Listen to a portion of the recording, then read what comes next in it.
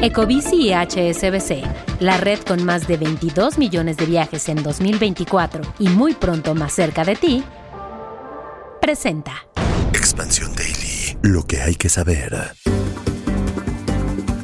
Michoacán, la potencia agroexportadora amenazada por el crimen organizado. Demócratas se llevan 3 gubernaturas a un año de que Trump ganó la presidencia de Estados Unidos y 6 de cada 10 capitalinos sufren de pobreza de tiempo. Es miércoles 5 de noviembre, yo soy Puri Lucena y esto es Expansión Daily. Esto es Expansión Daily, lo que hay que saber. Lo importante del día con los editores de Expansión. Expansión Daily, lo que hay que saber. Bienvenidos. Bienvenidas y bienvenidos a un episodio más de Expansión Daily. Recuerden suscribirse a este podcast para que no se pierdan ninguno de nuestros episodios. Y hoy está conmigo David Santiago, reportero de Expansión Política. ¿Cómo estás, David? Muy bien, Puri. Muy contento de estar contigo y con todos nuestros podescuchas. Pues, David, vamos a empezar porque hoy traemos también un día cargado de información. Y nuestros podescuchas saben que llevamos días analizando lo que está ocurriendo en Michoacán tras el asesinato hace 2 semanas del líder de los productores de limón, Bernardo Bravo, y de Carlos Manso, alcalde de Uruapan, este fin de semana. ¿Qué está ocurriendo en Michoacán, que es este gran motor agroexportador de México? ¿Y por qué este poder económico está llamando la atención del crimen organizado, David? Pues no es tema menor, Puri, así que vamos a hablar de este poder económico del Estado. En 2024 vendió en el extranjero más de 4.580 millones de dólares en productos del campo. Aporta más de 26% del valor agroexportador nacional, muy por encima de estados como Sinaloa, como Sonora, Jalisco, Baja California y Guanajuato. En el primer semestre de este año exportó más de 2.800 millones de dólares, un alza de 19% respecto al mismo periodo del año anterior. Y también otro dato que es muy importante es que ocupa el primer lugar nacional en producción de aguacate, de fresa, zarzamora, lenteja, durazno y ciruela, y exporta aguacate, guayaba, fresas y también, por supuesto, no podemos dejar atrás el limón, que es uno de los productos estrella de Michoacán. Sí, así es. Y en contraste con toda esta riqueza, el Estado ocupa el lugar 29 en el índice de competitividad estatal del INCO, con focos rojos en la percepción de corrupción, la atracción de inversión extranjera y la cobertura educativa. Y también está en la posición 26 del índice de Progreso Social de México, que elabora México Como Vamos, que evalúa el bienestar más allá de los datos económicos y coloca en el centro el acceso real de las personas a derechos fundamentales como la salud, la educación y oportunidades de desarrollo. Pero David, a ver, aquí también hablemos, ¿no?, de qué papel juegan los grandes grupos criminales en el Estado, porque, a ver, siempre nos fijamos, ¿no? O lo que conoce la mayoría sobre la violencia del crimen organizado proviene de estudios centrados en los mercados ilícitos, ¿no? Las drogas, el tráfico de armas, pero también se están disputando cada vez más el control de los mercados legales y ahí es donde vemos precisamente estos datos que tú nos comentabas. Sí, justo, precisamente los grupos del crimen organizado se están, además hay que decirlo, tienen por ahí una pincita, algo que le puso el gobierno de Estados Unidos que tiene que ver con que fueron declarados organizaciones terroristas extranjeras por parte del gobierno de Donald Trump. Son 24 grupos delictivos, entre los que destacan el Cártel Jalisco Nueva Generación, Cárteles Unidos y la Familia Michoacana. Estos 3 son los que tienen esta calificación, ¿no?, de Estados Unidos como organizaciones terroristas extranjeras. Así es. Y por ponerte un ejemplo, ¿no? El Cártel Jalisco Nueva Generación tiene presencia en 21 de los 113 municipios. Cárteles Unidos tiene presencia en 12 municipios de Michoacán. La Nueva Familia Michoacana, que es la sucesora de la Familia Michoacana, pues también tiene presencia en 16 municipios. Todos estos 3 grupos del crimen organizado, pues también se dedican prácticamente a lo mismo, ¿no? Al tema de extorsión, robo de petróleo, robo de minerales, también a homicidios, ¿no? Vimos lo que pasó hace unos días. Entonces, pues eso es por eso que Michoacán también tiene un problema de seguridad que por supuesto le está afectando el tema económico. Sí, así es. Y al final lo que hablan un poco los especialistas en la nota que ha trabajado nuestra compañera Lidia Arista y también Patricia Tapia, es que todo este abandono que ha tenido Michoacán en los últimos años y la permisividad de las autoridades es lo que han provocado también que crezcan las organizaciones criminales en el Estado. Y esta disputa de las organizaciones han sumergido a Michoacán en una crisis de violencia cíclica que, de acuerdo con cifras del Secretariado Ejecutivo del Sistema Nacional de Seguridad Pública, ha provocado que desde 2016 el Estado se mantenga por encima de los 1,000 homicidios al año, pero que en años como 2021 y 2022 el número se duplicará hasta los 2,000 homicidios. Sí, además también algo que destacar es que organizaciones como México Evalúa comentaron que las organizaciones criminales incrementaron su número con la política de descabezamiento que llevó a cabo el expresidente Felipe Calderón, y esto incrementó la violencia porque pues varios de estos jugadores que intentaban disputar los diferentes mercados ilícitos, además pues precisamente esto está generando conflictos, ¿no? O sea, no solamente es que haya una acción por parte del gobierno, también los grupos tratan de reorganizarse y es ahí donde se genera la violencia, ¿no? Entonces, sí es un tema muy complicado. Sí, es un tema complicado de solucionar. Veremos también cómo avanzan en los próximos días las investigaciones por estos 2 asesinatos que comentábamos al principio. Y mientras tanto, David, hablemos también de un tema en el que le hemos dado bastante seguimiento aquí en el Daily, también en expansión.mx, que es este veto de rutas de Estados Unidos que está frenando el despegue de la AIFA como un hub de carga. A ver, ¿qué ha pasado? Recordemos que además hace justamente una semana les explicábamos a nuestros podescuchas esta decisión del Departamento de Transporte de Estados Unidos de revocar 13 rutas aéreas desde el Aeropuerto Internacional Felipe Ángeles, el AIFA. Y esto al final lo que provoca es que esta expansión de operaciones, la aspiración que tenía la terminal aérea de consolidarse como el nuevo centro logístico internacional de México, se congele. Sí, desde su inauguración en 2022, el AIFA se ha concebido como uno de los nodos estratégicos de conectividad y logística internacional, capaz de atraer vuelos de carga desde Europa, Asia y Sudamérica, aprovechando la ubicación central de México. Y de acuerdo con datos de la Agencia Federal de Aviación Civil, actualmente concentra más del 30% del movimiento nacional, pero pues estas metas se han alejado por este veto precisamente del gobierno de Estados Unidos, que golpeó la confianza de los inversionistas y aerolíneas que han empezado a considerar a este aeropuerto como una alternativa viable para ampliar sus rutas internacionales. Sí, también para entender esto que está ocurriendo con Estados Unidos, bueno, hay que retraernos un poco 2 años atrás, con el decreto presidencial de 2023 que obligaba a las aerolíneas de carga a trasladar sus operaciones de la ICM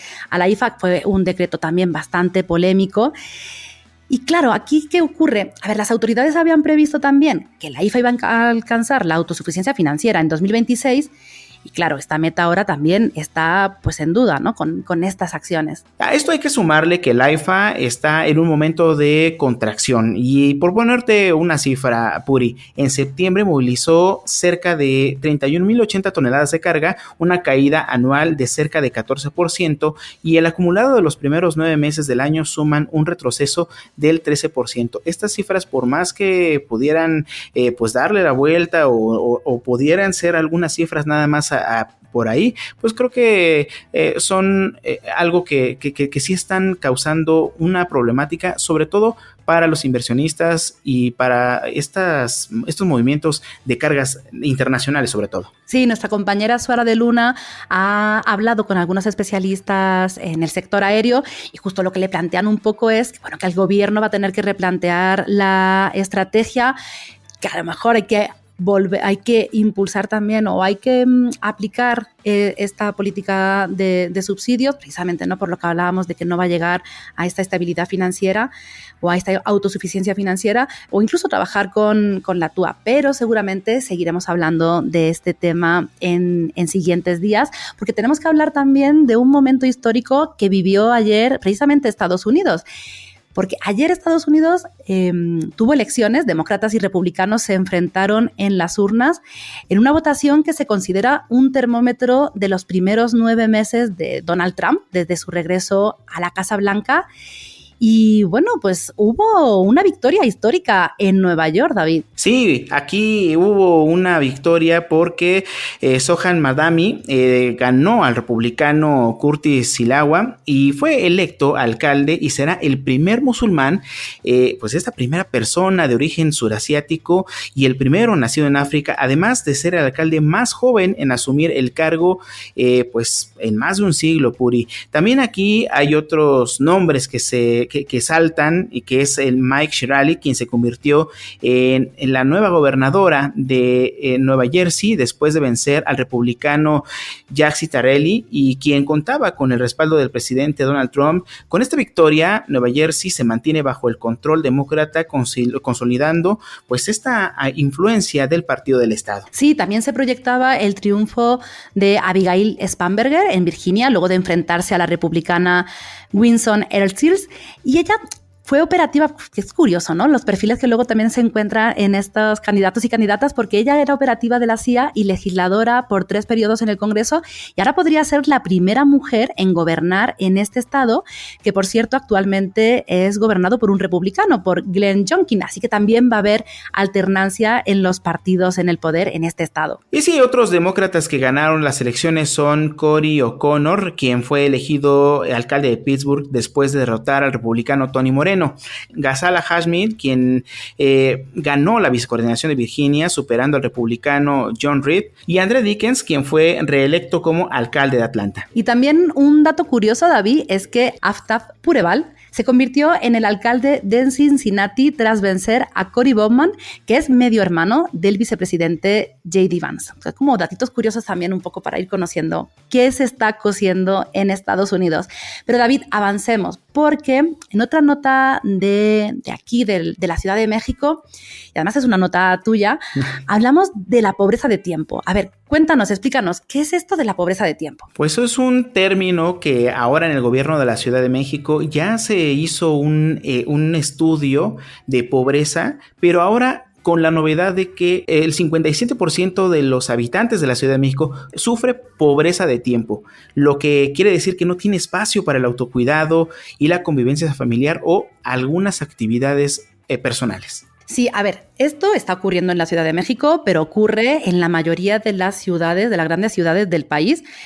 Aquí, como decías, es la primera vez que la capital mide en su estudio sobre pobreza este tema de pobreza de tiempo. Creo que es un buen punto de partida o una buena cosa a replicar también o a estudiar en otros puntos del país, no solamente centrarnos en esta parte de la capital, pero al final, ¿qué es lo que provoca esta pobreza de tiempo? Y es una situación que se da porque las personas en la ciudad dedican sus horas a trabajar para poder subsistir económicamente.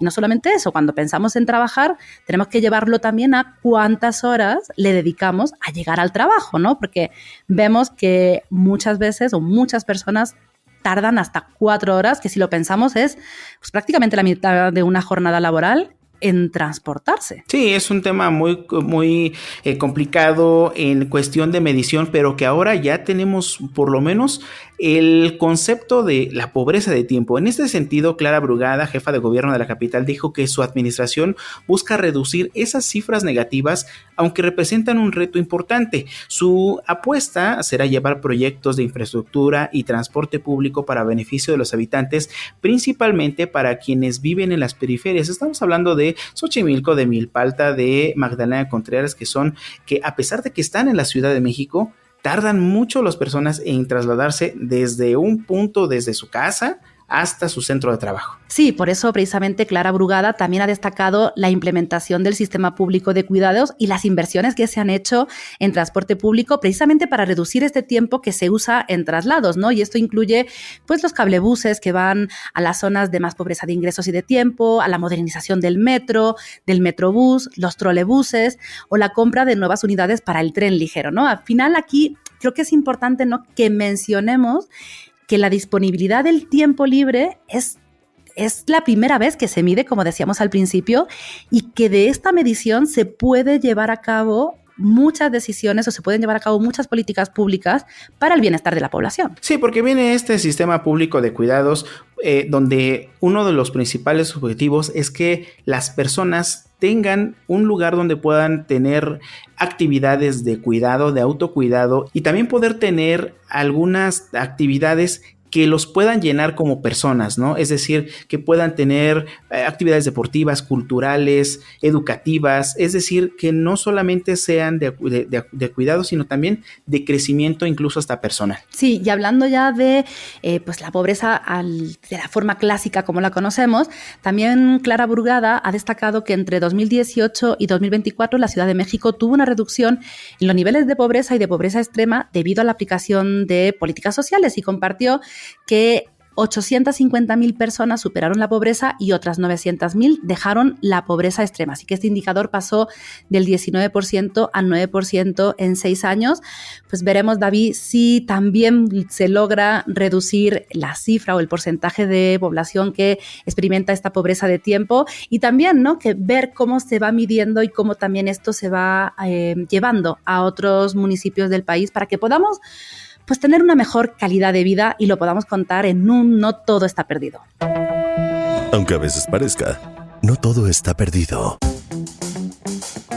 Y mientras tanto, a ver, David, ¿cuántas monedas de 1, de 2 y de 5 pesos crees que puedas tener en tu cartera? La verdad tengo muy poquitas porque sí he tenido un poco de este tema de la bancarización. He tratado de pagar la mayor parte, pero sin duda son monedas que son muy apreciadas y que pues sí son muy necesarias, ¿no? Apreciadas, necesarias, y que a partir de ahora además va a ser mucho más barato de producir en el país, ya que va a cambiar el núcleo de bronce y de aluminio por acero recubierto de bronce con una técnica conocida como el electrodepositado o electrochapado. Aquí palabras que le estamos presentando a nuestros podescuchas.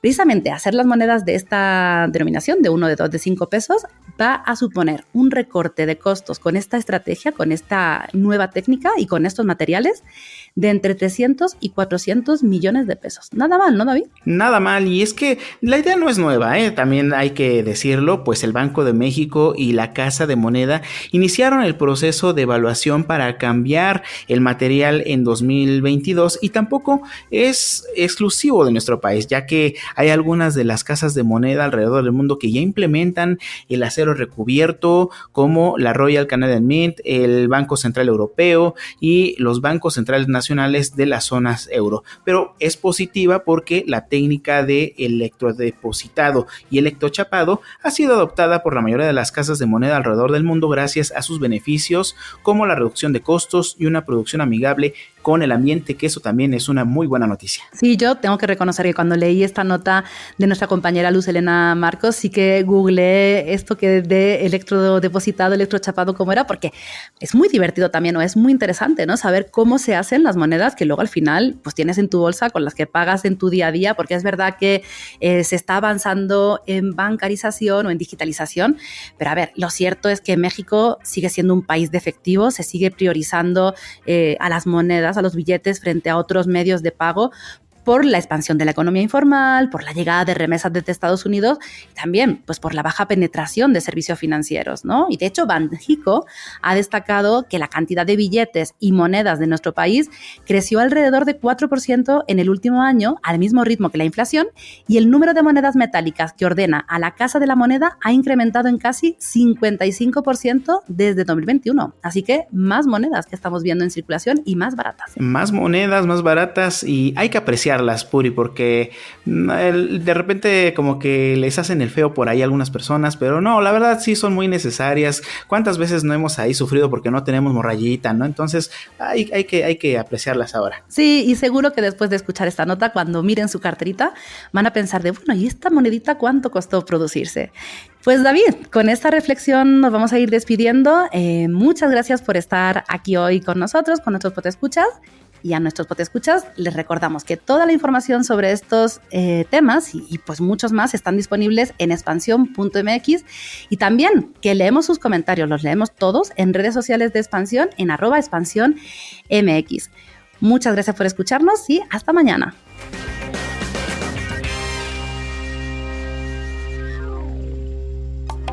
Expansión Daily. Escucha un nuevo episodio lunes a viernes a partir de las 6 de la mañana. Expansión Daily es un podcast de Expansión. Este episodio llega a ti gracias a rss.com, el podcasting hecho simple. Ecobici y HSBC, la red con más de 22 millones de viajes en 2024 y muy pronto más cerca de ti, presentó.